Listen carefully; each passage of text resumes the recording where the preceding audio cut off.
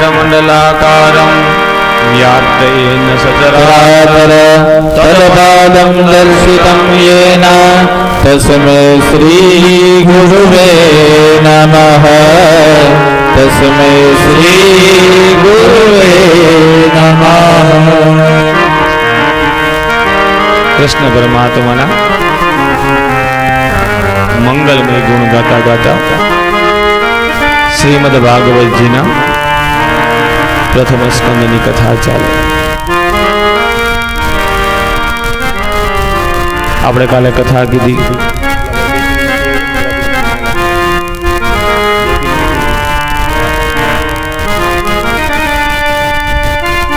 सुखदेव जी महाराज प्रगट थया। वेदव्यास जी महाराज श्रीमद भागवतनी रचना करी। 12 स्कंद,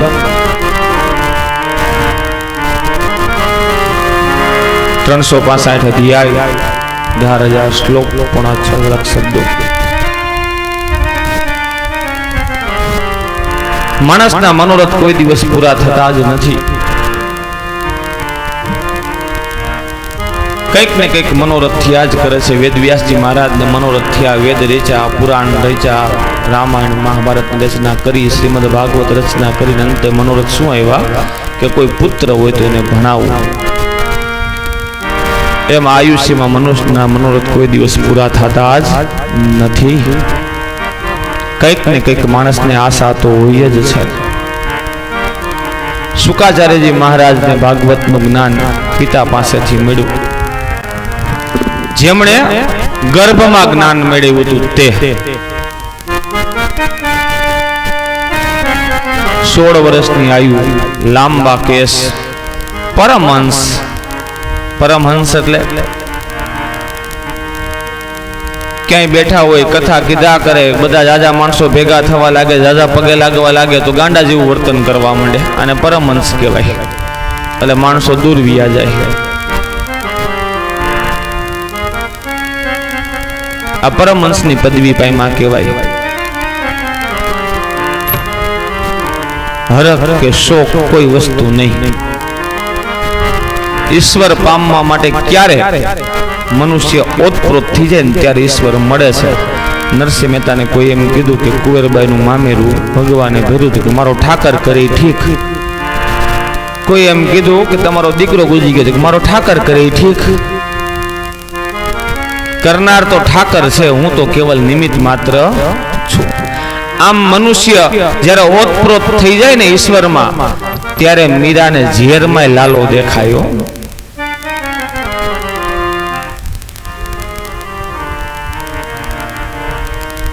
एम शुकाचार्य महाराज परमहंस पदवी पामी गया छे। आ वक्तानी कथा थई।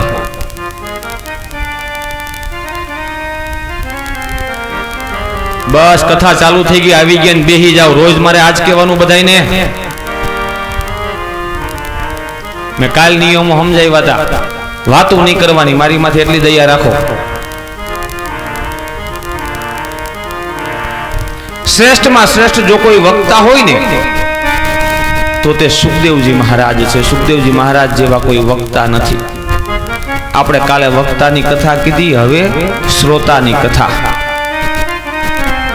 नेमिसारण्य नामना मैदाननी अंदर 88,000 ऋषि मुनिओ ने सूतजी महाराज कथा कहे छे। कथा कहे छे के सांभळ राजन, सांभळो ऋषि मुनिओ। गंगा नदीना किनारा उपर हस्तिनापुर नगरी छे, जेना राजा शांतनु छे, जेना विवाह गंगा साथे थया छे। विवाह में एक शरत राखवामां आवी। गंगाए एवी शरत करी कि हूँ जे कांई करूं ने तमारे कोई दिवस मने रोकवी नहीं। पहलेथी शरत करी, कई वांधो नहीं।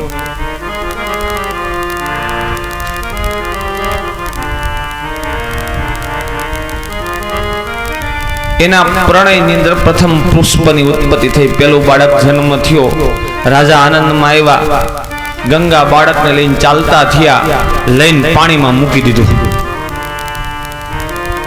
शांत राजा कही शकानी। કંઈ કહેતા કંઈ કહી શકા નહીં, કારણ કે પેલા શરત હતી. હાહાકાર થઈ ગયો. એવી રીતના 1 2 3 4 5 6 ને 7 બાળકો પાણીમાં મૂકી દીધા. નગર વાતો કરવા લાગ્યું, આ માં કે ડાકણ? માં માટે તો મમતાનું પ્રકટ કીધું છે, માં માટે વાત્સલ્ય હોય છે. માને કોઈ દી ઉંમર ન હોય. 25 વર્ષની માને 5 વર્ષનો દીકરો વાલો હોય, 80 વર્ષની માને એનો 60 વર્ષનો દીકરો એવો જ વાલો હોય એને.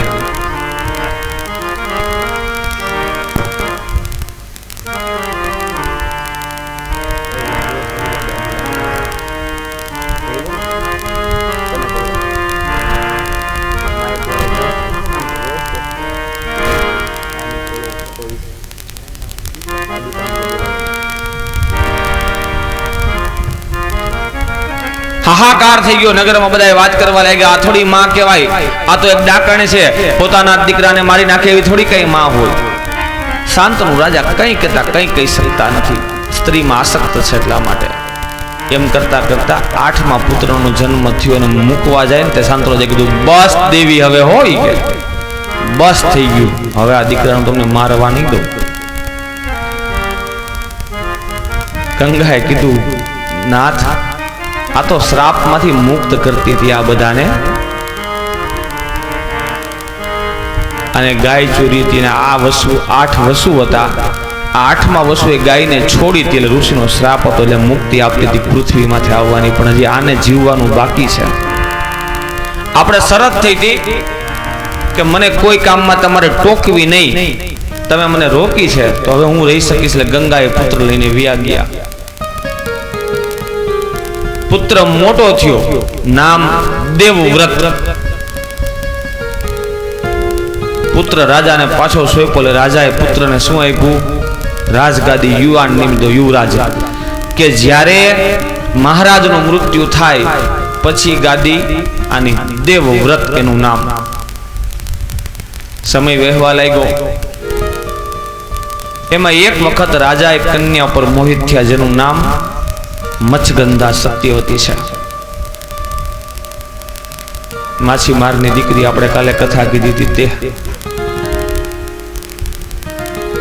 રાજા એના પિતાને જઈને વાત કરી કે હું તમારી પુત્રી સાથે વિવાહ કરવા માંગુ છું. એના પિતા એમ કીધું, વિવાહ માટે હું તૈયાર છું, પણ મારી એક શરત છે.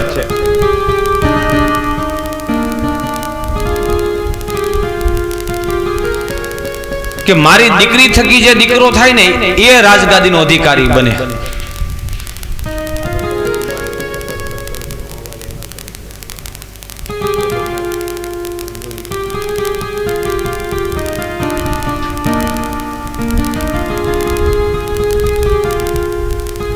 રાજા કે નહીં બની શકે, કારણ કે મેં તો ગાદી મોટા દીકરાને આપી દીધી છે. મેં યુવરાજ નિમી દીધો છે.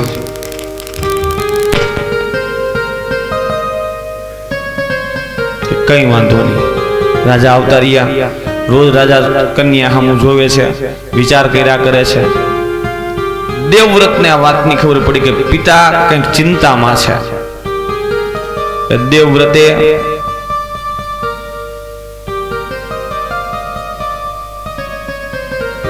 એના સૈનિક, એના સારથીને પૂછ્યું. સારથી એમ કીધું કે તમારા પિતા એક કન્યા ઉપર મોહિત છે, એમની સાથે વિવાહની વાત કરી, એના પિતા ના પાડે છે. દેવવ્રત કે એમાં શું, કે હાલો હું જાઉં. જગતનો પેલો પુત્ર એવો છે કે જે પિતાને પરણાવવા માટે માગું લઈને ગયો, પેલો દીકરો. જઈને મચ્છરાજને વાત કરી કે તમને શું વાંધો, મારા પિતા મહારાજ આરે શું તકલીફ છે? એમ કીધું, મને કઈ વાંધો નથી, કે પણ પ્રશ્ન એક જ છે કે મારી દીકરી થકી જે દીકરો થાય ને એને ગાદી મળવી જોઈએ. ઈ તમારા પિતાએ ના પાડી. દેવવ્રતે કીધું, ના જ પાડે ને, ગાદી મારા પિતાએ મને આપી દીધી છે, એટલા માટે હું વચન આપું છું, જાઉં કે આ માતા થકી જે પુત્ર થશે ને એને હું તમારે રાજગાદીએ બેસાડીશ. ચાલો હવે. મચ્છગંધાના પિતાએ પાછું કીધું, તમારી વાત તો સાચી, તમે તો ત્યારે ગાદીએ બેસાડી દો, ચાલો, પણ કાલ સવારે તમારા સંતાન થાય અને ઈ ભાગ માગે તો? ત્યારે બે હાથ ઊંચા કરીને દેવવ્રતે કીધું કે હું દસે દિશાઓના દેવતાઓ, ઈશ્વર અને પરમાત્માની સાક્ષીએ હું પ્રણ લઉં છું કે આ જીવન હું કુંવારો રહીશ, લગ્ન જ નહીં કરું, જા. ત્યારે આકાશવાણીમાં અવાજ આવ્યો, ભીષ્મ ભીષ્મ ભીષ્મ. ભીષ્મ એટલે કઠણ. જગતનો પેલો પુત્ર જે પોતાના પિતા માટે અવિવાહિત રહેવાનું પ્રણ લીધું.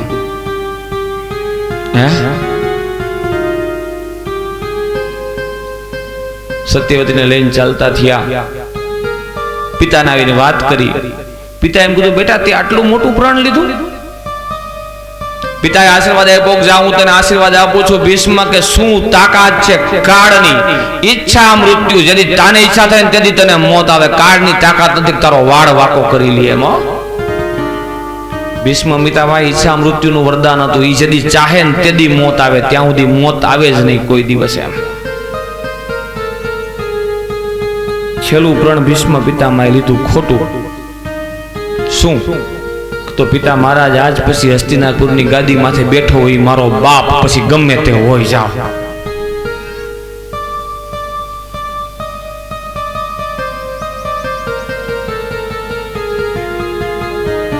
રહેવા લાગ્યા. રાજાના પુત્ર થયા બે. વિચિત્ર વીર્યની ચિત્રાંગત શાંતનુ રાજાના મૃત્યુ પછી પુત્રોને મોટા કરીને ગાદી માથે બેસાડ્યા. એમનો વિવાહ માટે કાશી નરેશની દીકરીઓ લાવ્યા, અંબા, અંબિકા, અંબાલિકા. પણ અંબા મનોમન સાલ્વને વરેલા હતા. પાછા મોકલા સાલ્વે સ્વીકાર ન કર્યો ને અંબાએ ભીષ્મને શ્રાપ આપ્યો, તમારા મૃત્યુનું કારણ બનીને હું આવીશ. કારણ કે અંબાએ કીધું, તમે મને હરણ કરવા, તમે મારી સાથે વિવાહ કરો. ભીષ્મએ કીધું તું, મેં તો આ જીવન અવિવાહિત કુંવારા રહેવાનું પ્રણ લીધું, હું વિવાહ ન કરી શકું.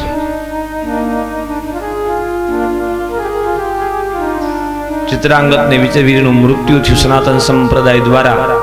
વેદવ્યાસજી મહારાજ થકી અંબિકા અને અંબાલિકાને બે પુત્ર થયા, ધૃતરાષ્ટ્ર અને પાંડુ. અંબાએ આંખો બંધ કરી હતી એટલે ધૃતરાષ્ટ્ર જન્મથી આંધળા હતા. અંબિકા ડરી ગયા હતા એટલે પાંડુ જન્મથી રોગી હતા. ત્રીજા દાસી થકી પુત્ર થયા જે વિદુર. ભીષ્મ પિતામહે ત્રણેયને વિદ્યા અભ્યાસ શીખ્યો. અભ્યાસ કરીને આવ્યા એટલે વાત થઈ શું કે મોટો દીકરો હોય ગાદીપતિ.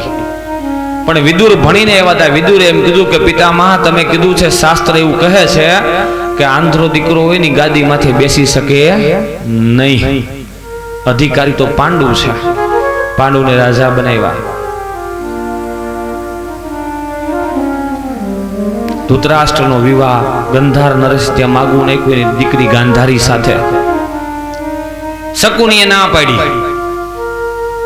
પેલા પિતાએ હા પાડીને ગાંધારીએ આંખે પાટો બાંધી લીધો કે મારા પતિ આંધળા તો હું હોત, હવેથી આંધળી. શકુની આવ્યો, ગાંધારી આવ્યા ને ત્યારે દાઈજો ભેગા લેતા આવ્યા શકુનીને. અમુક બેનો દાઈજો ઝાઝો લઈને આવે ને અહીંયા આવીને દબાવે. ઝાઝુ લઈને આવ્યા હોય ને. પાંડુના વિવાહ કુંતી સાથે થયા, કુંતલ દેશની પુત્રી, અને માદરી સાથે થયા.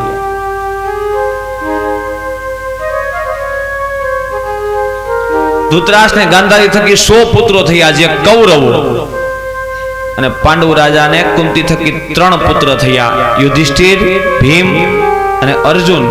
માદરી થકી 2 પુત્ર થયા, સહદેવ અને નકુલ. પણ મહાભારતમાં વિસ્તારથી કથા છે કે પાંડુ રાજાને એવો શ્રાપ હતો ઋષિનો કે જે પ્રણય નહીં કરી શકે, તે મંત્ર થકી પુત્ર થયા હતા. છતાં પ્રણય કર્યો અને મૃત્યુ થયું. માદરી પણ સાથે સતી થઈ ગયા અને ધૃતરાષ્ટ્રને ગાદી આપી. નાના નાના બાળકોની જવાબદારી ભીષ્મ પિતામહ આવી. દ્રોણાચાર્યજી પાસેથી વિદ્યા લેવડાવી. 100 કૌરવો અને 5 પાંડવો. કૌરવોનો ઉછેર એના મામા શકુની કરે છે, મનની અંદર ઝેર ભરાવીને.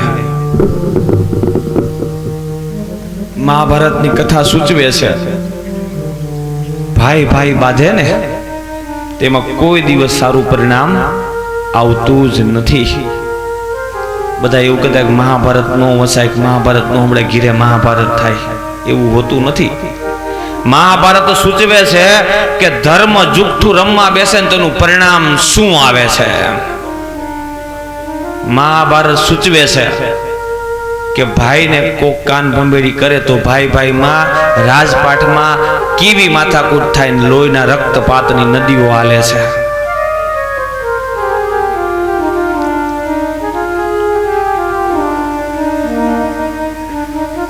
ગુરુ દ્રોણાચાર્ય પાસે વિદ્યા અભ્યાસ લીધો. 100 કૌરવો અને 5 પાંડવો નાનપણથી દ્વેષ ભાવ રાખે છે. મોટા થયા, યુધિષ્ઠિર મોટા છે એટલે યુધિષ્ઠિરને યુવરાજ બનાવવાનું નક્કી થયું. દુર્યોધનને ગમ્યું નહીં. શકુની દ્વારા લાક્ષાગ્રહમાં બાળવાની કોશિશ કરી, પણ એમાંથી પણ તે ત્યાંથી નીકળી ગયા. કારણ કે એની સાથે દ્વારકાનો નાથ હતો. એટલા માટે મારો રામ રાખે એને કોણ સાખે. 5 પાંડવ ને 6 નારાયણ.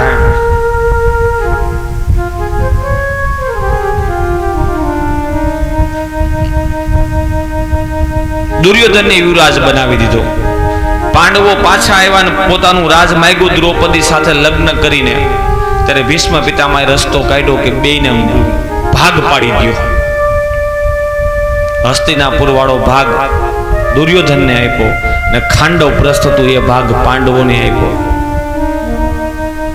મય દાનવની માયાથી અને ભગવાનની કૃપાથી પાંડવોએ ખાંડવ પ્રસ્થને ઇન્દ્રપ્રસ્થ બનાવી દીધું. પણ દુર્યોધનથી હકનું રહેવાતું નથી. લાય બળે છે, કારણ કે પાંડવોની વાહ થવા લાગી. એટલા માટે સમાજમાં મનુષ્ય દુખી શેનાથી છે? પોતાના દુઃખથી દુખી નથી, કોકના સુખથી દુખી છે. કેનાથી દુખી છે? કોકના સુખથી. ફલાણા ભાઈને હારું, ઈ મારો આમ કરી ગયો, ખોટો ને આવન તેવન. તું તારું કરીને ભાઈ. હવે હું વારે વારે કહું છું, વિશ્વમાં એક જ માણસ એવો હોય છે જે તેવું વિચારે કે તમે એનાથી આગળ વધો. એવું એક બાપ જ હોય. બાપને મનમાં હોય કે મારો છોકરો મારાથી મોર થાય. બાકી હગો ભાઈ કોઈ ન વિચારે કે મારો ભાઈ મારાથી મોર થઈ જાય. એમ એક બાપ જ એવો હોય કે મારો દીકરો મારાથી આગળ નીકળે. એમ બાકી કોઈ ન વિચારતું હોય.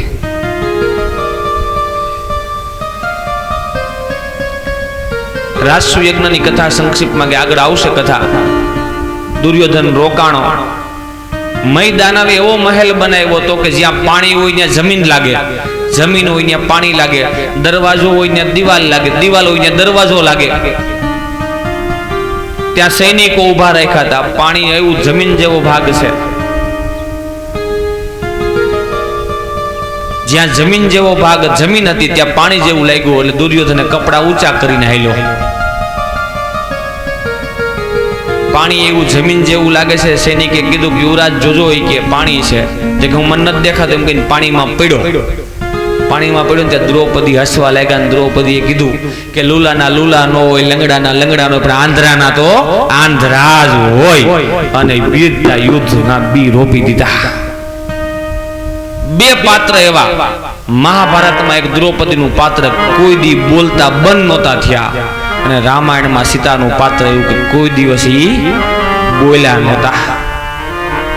દ્રૌપદી નો બોલ્યા હોત ને તો મહાભારત નો થાત, અને સીતામાં બોલ્યા હોત ને તો રામાયણ. સીતામાં કોઈ દિવસ કઈ બોલ્યા. લગ્ન થયા ને કીધું વનવાતો હાલતા થઈ ગયા. લગ્ન પછી એક ધોબીએ મેણું માર્યું ને ભગવાન કે ત્યાગ તો આ જંગલમાં પાછા હાલતા. એને એકવાર પૂછ્યું કે મારો વાઘ શું છે? એમ કીધું એક વખત. એમ અને દ્રૌપદી કોઈ દી મૂંગા જ નહોતા રહ્યા. હો કારણ કે એની ઉત્પત્તિ છે ને અગ્નિમાંથી થયેલી છે એટલા માટે. કારણ કે દૃષ્ટિદ્યુમ્ન દ્રુપદ રાજા અને દ્રોણાચાર્ય બંને મિત્ર હતા, ભેગા ભણતા હતા. ભણતા ભણતા ભેગા નક્કી કર્યું મિત્ર મોટો થાય તું મને શું દે કે હું રાજા બને તને અડધું રાજપાટ દઈ દઈ. દ્રોણાચાર્ય મહારાજ તો ગમે એમ તો બ્રાહ્મણનો જીવ ને ભાઈ, એ કે લાય તું કેતું ને અડધું રાજપાટ દઈ. દ્રુપદ રાજા હસવા લઈ ગયો, માગવાની વસ્તુ મગાઈ કે રાજપાટ થોડા કાંઈ તમારા બ્રાહ્મણને મગાય. આ વાત દ્રોણાચાર્ય મહારાજને ખોટું લાગ્યું અને એણે પાંડવો અને કૌરવોને વિદ્યા ભણાવીને મોકલા. પાંડવો જીતીને દ્રુપદ રાજાને લઈ આવ્યા હતા ગુરુ દક્ષિણામાં. અને ત્યાં દ્રોણાચાર્ય એમ કીધું તું કે હાલે હવે હું તને અડધું રાજ પાછું આપું છું, તું મારો મિત્ર છો ને. એટલે દ્રુપદ રાજાએ બદલો લેવા માટે અગ્નિમાં આહુતિ આપી પુત્ર ઉત્પન્ન કરવા માટે દ્રોણાચાર્યને મારે એવું. એમાં બે ઉત્પન્ન થયા, દીકરો અને દીકરી. દીકરી આ દ્રૌપદી અને દીકરો દૃષ્ટિદ્યુમ્ન. જે દ્રુપદ રાજા અગ્નિમાંથી ઉત્પત્તિ હતી ને એટલે ક્રોધાયમાન બહુ હોય ને.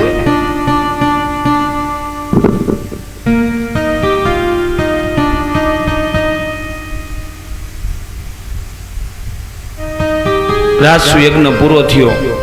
દુર્યોધને કપટ રચ્યું, જુઠ્ઠું રમવા માટે બોલાવ્યા. જુઠ્ઠું રમવામાં ધૃતરાષ્ટ્ર રાજાએ કીધું જુઠ્ઠું રમવા માટે આમંત્રણ.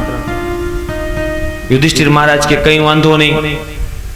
બે પાત્ર એવા છે કે જેને રમતા આવડતું હતું પણ શોખ બહુ હતો. એક યુધિષ્ઠિર મહારાજને અને એક બલભદ્રજીને. બેને રમતા નહોતું આવડતું પણ શોખ બહુ. અમુકને શોખ બહુ હોય, રમતા ન આવડતું હોય એમ.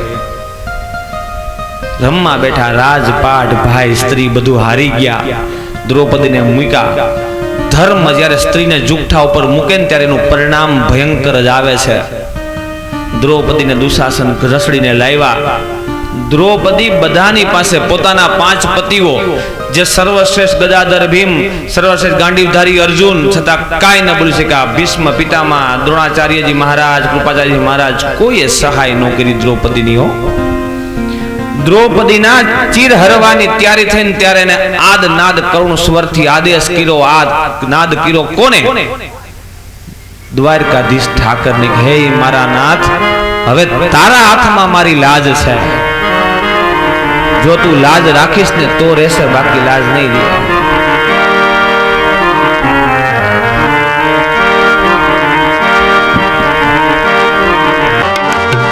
દેવનો ગાય જોગીની જમા, દેવનો ગાય જોગીની જમા, જાનમાં બધી ભૂતળા હાલો રે માળે જાય, હાલો રે માળે, હાલો રે માળે જાય, હાલો રે માળે, માળે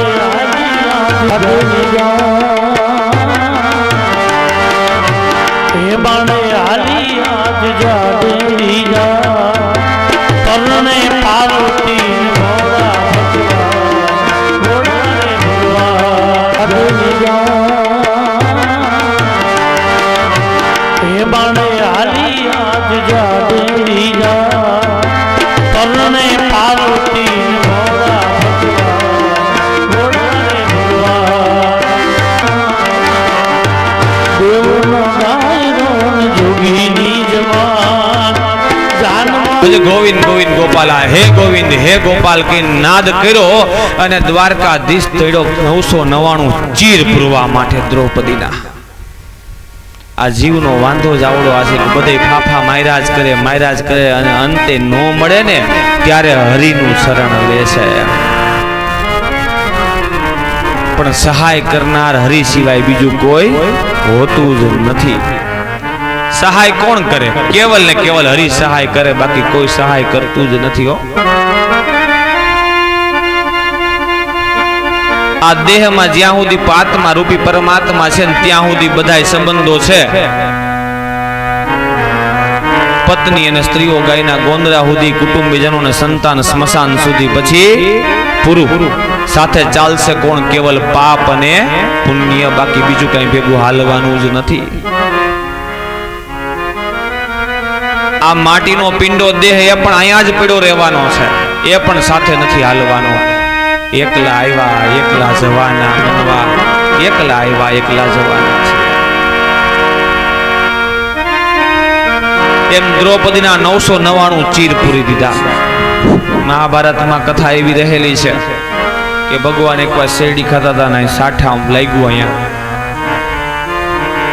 સાયલ, બધાય દોડ્યા પાટો બાંધવા માટે. દ્રૌપદીએ પોતાના સાડીના પલામાંથી આમ છેડો કાપી અને ભગવાનની આંગળીએ બાંધી દીધો હતો. એમાં 999 તાર હતા. 999 તારના એક છેડામાં ભગવાને 999 ચીર પૂરી દીધા. ઈ દેવા તો ઊભો છે દરિયો, આપણે જ ખોબો રાખીને ઊભા છે, આપણને સંતોષ નથી. ઈ તો દેવા દરિયો ઊભો છે એમ, પણ સંતોષ કોને નથી? આપણને સંતોષ નથી. દ્રૌપદી શ્રાપ દેવા જાય છે. ગાંધારી દ્વારા બધું પાછું અપાવી દીધું. પાછું જુઠ્ઠું રીમાં એમાં એવું થયું શરત કે 12 વર્ષનો વનવાસ ને 1 વર્ષનો અજ્ઞાતવાસ. અજ્ઞાતવાસ એટલે કોઈ પણ ઓળખવું જોઈએ નહીં, જો ઓળખાઈ જાય તો પાછો વનવાસ.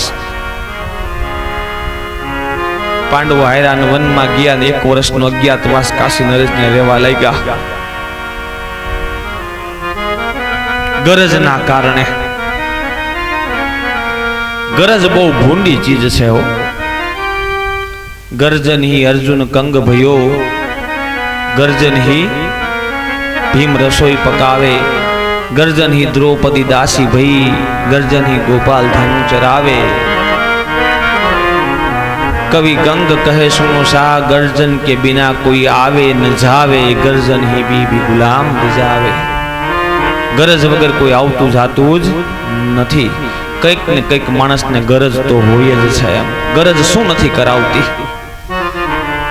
રાજા અને રાણી હતા એ દાસ દાસી બની ગયા. ભીમ રસોઈ પકાવે, અર્જુન કંગ બની ગયો નચવા વાળો. સહદેવ નકુલ અશ્વશાળા ગૌશાળા સંભાળે છે. 1 વર્ષમાં દ્રૌપદી ઉપર કીચકે નજર કરીને ભીમે એને માર્યો. દુર્યોધન એમ થયું પાંડવો છે, ચડાઈ કરી, પાંડવોએ સહાય કરી. અને કાશી નરેશને ત્યારે ખબર પડી કે આ પાંડવો છે. કાશી નરેશે પોતાની પુત્રી ઓત્રા માટે અર્જુન આવેલ. અર્જુન એમ કીધું કે એના માટે તો મારો પુત્ર જે છે ને અભિમન્યુ તે યોગ્ય છે. ઓત્રા અને અભિમન્યુના વિવાહ થયા.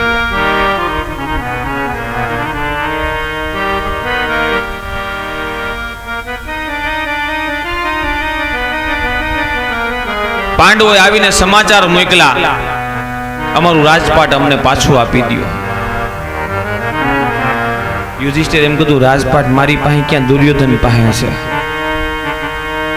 યુધિષ્ઠિરને એવા સમાચાર મોકલ્યા ધૃતરાષ્ટ્રે કે રાજપાટ મારી પાસે ક્યાં છે, દુર્યોધન પાસે છે. દુર્યોધન જે કાંઈ કામ કરતો હતો ને એમાં ગાંધારી હંમેશા વિરોધ કર્યો હતો, પણ ધૃતરાષ્ટ્ર કાંઈ બોલતા નહીં હો. મોનમ સ્વીકૃતિ. છોકરા કાંઈ કરે ને બાપા કાંઈ નો કે મતલબ એની ઈચ્છા છે કે ભાઈ કર તમે, તમારે વાંધો નહીં એમ. લઈ લ્યો આ દીકરી, લઈ લ્યો, બિચારી એને રમત થાય ને થોડી ખબર છે કાંઈ. મેં કીધું એમ સારું થયું ઠાકર મંદિરે કથા બેઠી તમે તમારે. બાઈ હસવાય, છોકરા હસવાય તમે તમારે.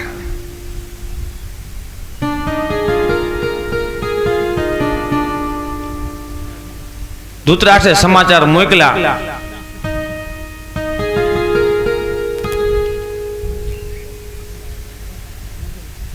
કે રાજપાટ મારી પાસે નથી.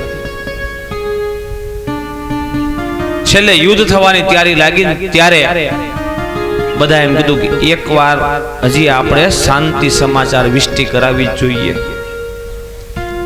કુંતા માતાએ કીધું કેશવ કજિયાનું મોઢું કાઢું, મારે 5 દીકરા છે, અડધું રાત નું તો કાંઈ નહીં, ખાલી 5 દેશ આપે તો મને કાંઈ વાંધો નથી. ગમે એવાય તો ઈ અમારા, ગમે એવાય તો મારા છે નહીં. કે કજિયાનું મોઢું કાઢું, મારે કજિયો નથી કરવો, તમે જાઓ. યુધિષ્ઠિરે એમ કીધું કે કેશવ શાંતિએ નક્કી કરીને આવજો, શાંતિથી પતાવવાનું. ભીમ ને દુર્યોધને કીધું કે આપણે યુદ્ધ કરવું છે વાત પાકી છે, બાંધવા સિવાય વાત નથી. હવે તો દ્વારકાનો નાથ ચાલ્યો વિષ્ટિ કરવા માટે.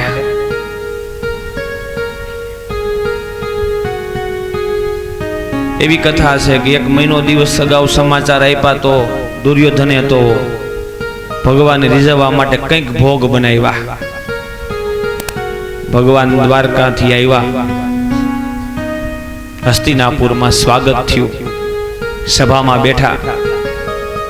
ભગવાને કીધું ભાઈ પાંડવો ગમે એમ તો તમારા ભાઈ છે, તમે એનું રાજ લીધું છે પાછું આપી દો. દુર્યોધન એમ કીધું નહીં, હું રાજ તો પાછું આપવાનો જ નથી, હું જીતો છું જુગારમાં. કેશવ કે એક કામ કરો, રાજ નો આપો તો કાઈ નહીં, 5 ભાઈઓ છે, 5 દેશ આપી દો નાના તોય પૂરું. દુર્યોધન કે 5 દેશમાં માની જાહે? તો કે હા હું કહું છું ને. તો કે હાલો આપ્યા. ભગવાન ક્યાં તો વાત બિગડી લે. સમાધાન કરવાના માણસમાં 2 ગુણ હોવા જોઈએ, બધી બાજુ કેતા આવડે તો ને, બેને કઈ હગી સમાધાન કરાવી હગે એમ. ભગવાનને તો શું હતું, દુષ્ટાનામ નાશાયક, દુષ્ટનો સંહાર કરવો તો, કૌરવોનો નાશ તો કરાવવો હતો ને. તો યુદ્ધ નો થાય નાશ કેમ થાય કૌરવોનો? ભગવાન કે કામ કર, તારા મિત્ર કરણને કે લખે 5 દેશ નાના એ આપી દો, એટલે પાંડવો કંઈ પણ માગે નહીં તમારી પાસે. જાઓ.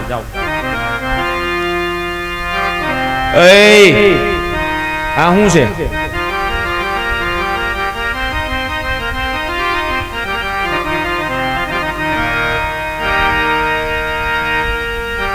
લખ. ભગવાન પેલા કે સૌરાષ્ટ્ર, બીજું મગધ, મહારાષ્ટ્ર, કર્ણાટક અને પંજાબ, 5 દેશ માંગ્યા. કર્ણે ધીમેથી દુર્યોધનને એવું કીધું કે આ 5 દઈ દી, તારું છે એટલું બધું વ્યૂઝ આહે હોય કે મેન જગ્યા જ 5 છે કે.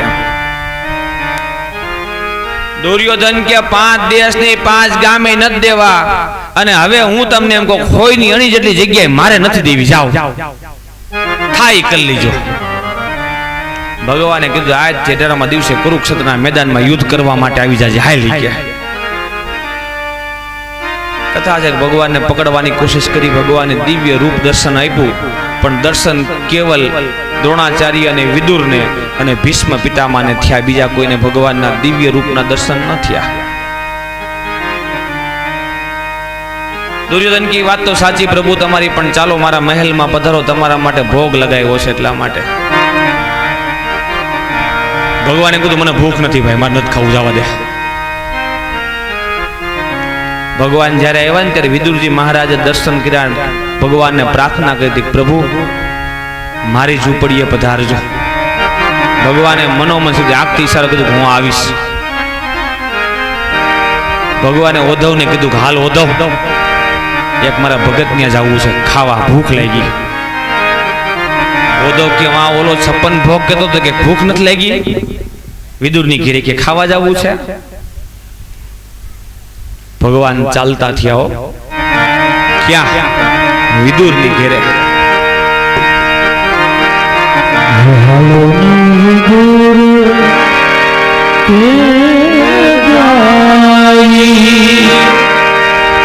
ઓ